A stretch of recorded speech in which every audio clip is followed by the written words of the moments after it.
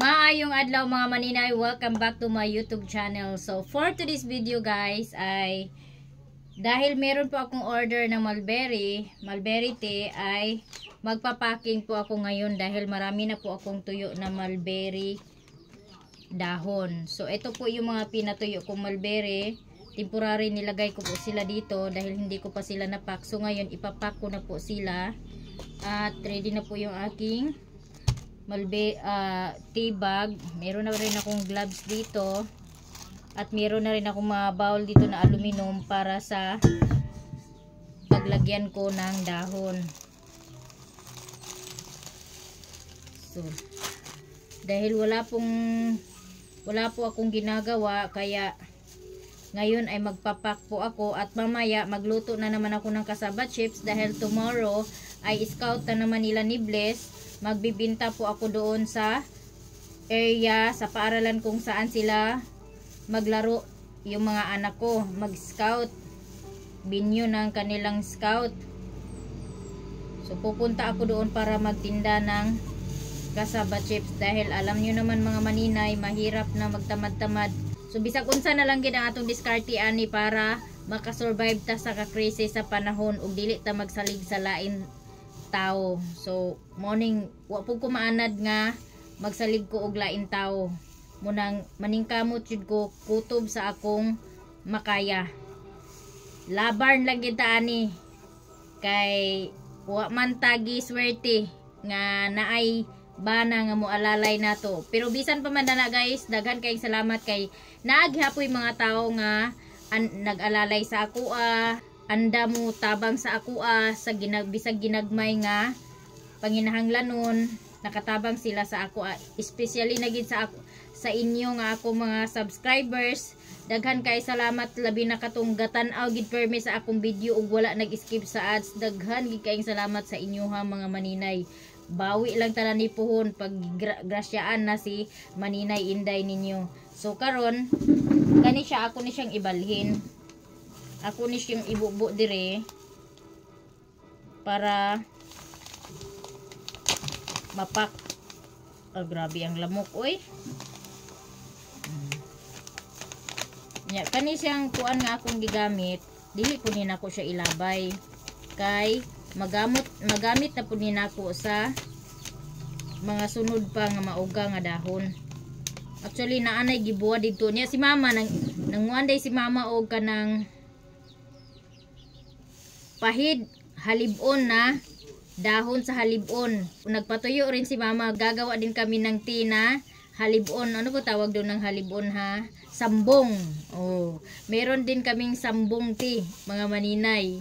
Kaya ayun, kung ano-ano na lang talaga yung maisipan natin na pwede panggamot. Actually pinakamabisa talaga maninay yung malunggay tea. Lalo na pag mataba ka, hirap kang magpapayat, malunggay tea gamitin mo mga maninay. Twice a day ka mag-inom. Sure ako bababa yung timbang mo. Meron na pong nagsubok na uminom ng tsaa. Mataba po siya. Pero ngayon, yung tummy niya, grabe yung bloated ng tummy niya nung nakaraan, hindi pa siya nagmalunggay tea. Ngayon, naglaom na ang iyahang tiyan, dili na bloated. Before mag breakfast, pwede kayo uminom ng malunggay tea kasi kakain pa kayo niyan, may laman yung tiyan niyo pagkatapos. But bago matulog, wag po kayong uminom kasi ito po yung napapansin ko sa malunggay tea. Pag gabi po ako umiinom, parang lahat ng kinain ko ngayong araw, parang igaling niya lahat. Yung talagang parang walang matira ba? Manghapdi yung tiyan ko. Kaya ang ginawa ko, hindi ako umiinom na walang laman. Pero pag breakfast, okay lang after before breakfast ka mo inom kay maniud to. Mag-breakfast pa man ka, maniud to manihapon. But kung mo inom ka og gabi nya kanang wala nay sulod ang imong tiyan, ayaw na kay muhapdos ang imuhang tiyan. Oh, mo na ang ako ang naobserbahan. Pero legit gid nga makaayo ang malunggay tea. I mean makatabang, ilabi na og tambo ka, lisod ka og kalibang, legit gid kayo ang malunggay tea mga maninay. And nindot pud ang malunggay tea sa mga nay diabetic. Kay naa pud siya para sa diabetic. Kay ang malunggay tea naa na tanan benepisyo sa malunggay tea, and dili pud ka mahadlok kay ngano malunggay is a vegetable. Di ba? Hindi ka matatakot na uminom na madaot ka or mahilo ka or something nga makakuan sa imuha kay ngano ang malunggay is vegetable mga maninay. Maunang ipursige jud nako niya ako malunggay tea. Bahalag mangumpra kog dahon sa malunggay sa pagkakaron kay si mama sa pagkakaron nagtanom na siya og mga malunggay. So nag-ano na siya, nag-usok na siya. Grabe yung galit ni mama kasi nagsanga na nalingsing na ang iyang gitanom og sa dihang giibot sa bata. Wala may bali og kinsang bata ang nag-ibot. Perting sukuha gid ni mama as in. Kay kung ang bata na ibalaan pa ni mama ambot, makatilaw gid siguro sa yaw-yaw ni mama lagi. Grabe king yaw-yaw ni mama. So mo na di ayo. Unya nakanindot sa malungga ay sa kuan kanang makakuan kag first class nga tea kay kanang init gid bitaw kay sa nga tanan nga inigbuad nimo mauga gid bitaw siya dayon diretso. Kay ngano ang iyang dahon murag green lang gihapon siya. Pero pag once nga maabtan siya pagka morning ugma sunod second day, murag ang iyang dahon mo action siya og may kanang brown. O busa kung init gid kay sa nga tanan, paspas jud mo buwad sa dahon kay aron first class ang inyuhang tea nga mahimo. So mura na siya guys. Magkuha sa tag kutsara kay murag tabian na kay sa Manila.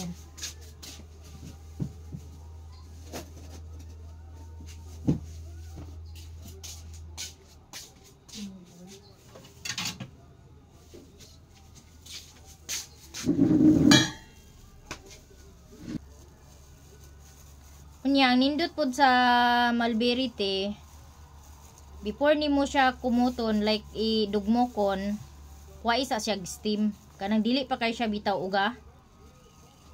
Kanang dahon pa lang ang kuan niya madugmok kay aron ang steam dali pa siya kuaon. Kay pag once uga na magud kayo siya mga maninay, yun na siya maglisod ka na dayon. Pwede man po na makadaot ang kuan steam. Wala man po yung problema og maapil ang steam.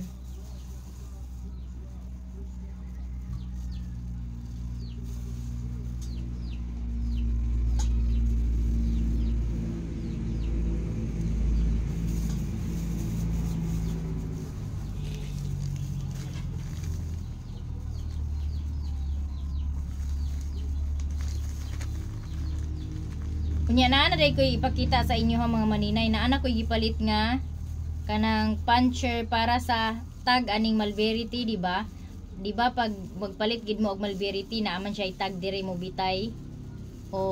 So maghimo ko ana mga maninay para medyo sosyal pud ang ato ang tea.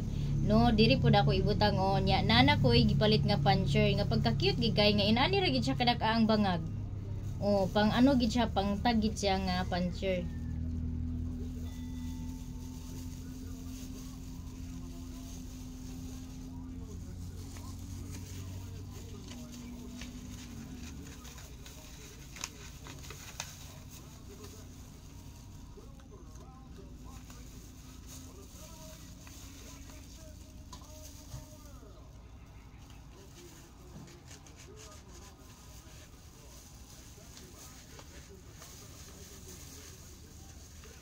Murag lisod man ni ang dahon oy, awang papel oy. Kanina lang akong gamiton. Kay murag lisod man tong kuan oy, patagak man.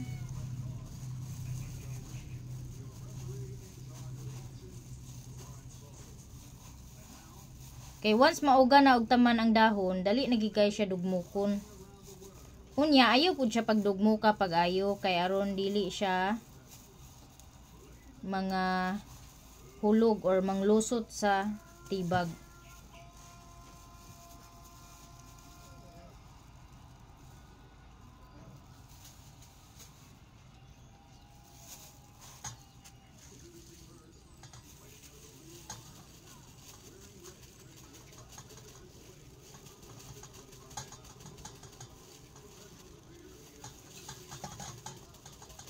Ngita dai ko maghimo kog Christmas tree nga kahoy.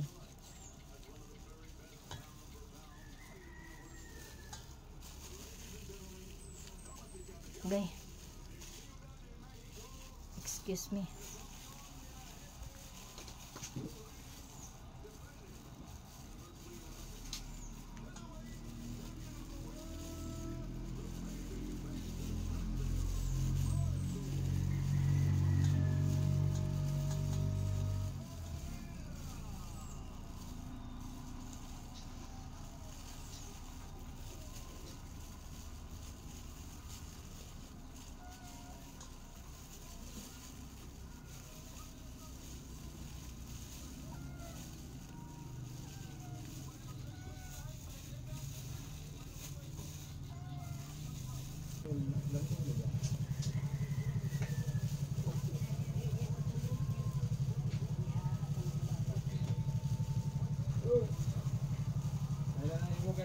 Mong Black Hawk dia nagpadlumpat si babaw.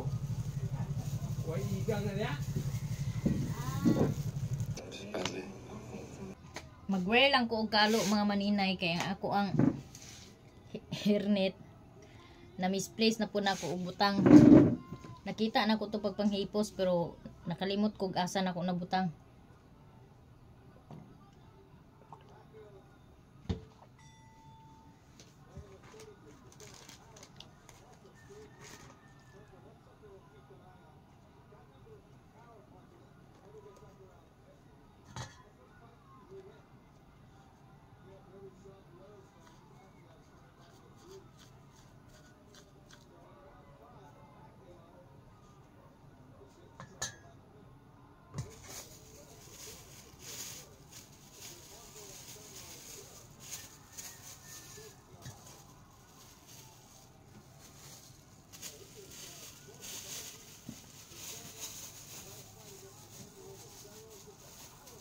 Next time mga maninay, ang akong paliton nga gloves is katong surgical. Kay ug inani man gud siya nga disposable nga kuan gloves. Gaka kuan siya, gakatagak ay gaka hubo. Nya maglisod ko kay hanlas. So ako na lang siya itulak sa kuan. Ako na lang siya itulod sa stick kay aron mulahos kay ug dili siya itulod sa stick. Dili siya mulahos.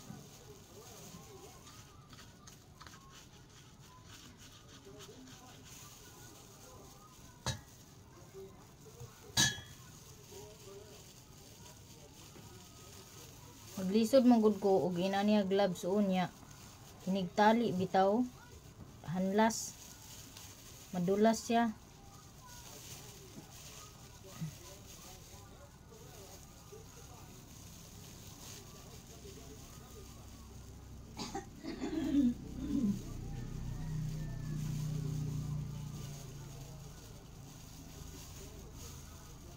Ayan.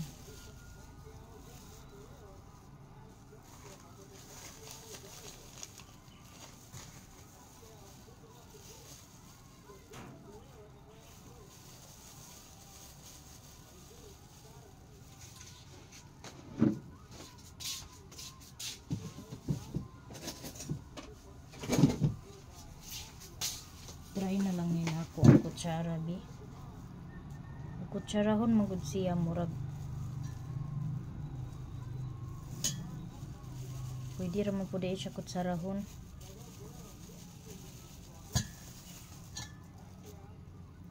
Kutsarahon na lang nako kay naglisod-lisod lang giko sa akong kuan.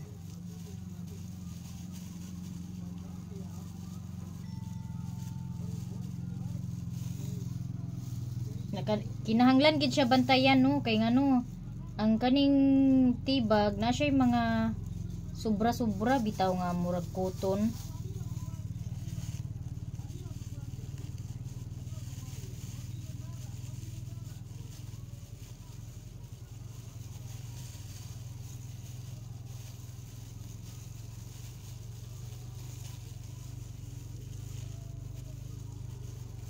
Lisod gid kaay diri sa amoa basta walay ulan kay walay tubig inya. Distansya ra, wala mi baka, wala mi kuan, wala na mi motor nga kuanan masaligan og hakot og tubig kay ikuha na ni tito ang motor nga gigamit ni lo nya wala pud mi baka.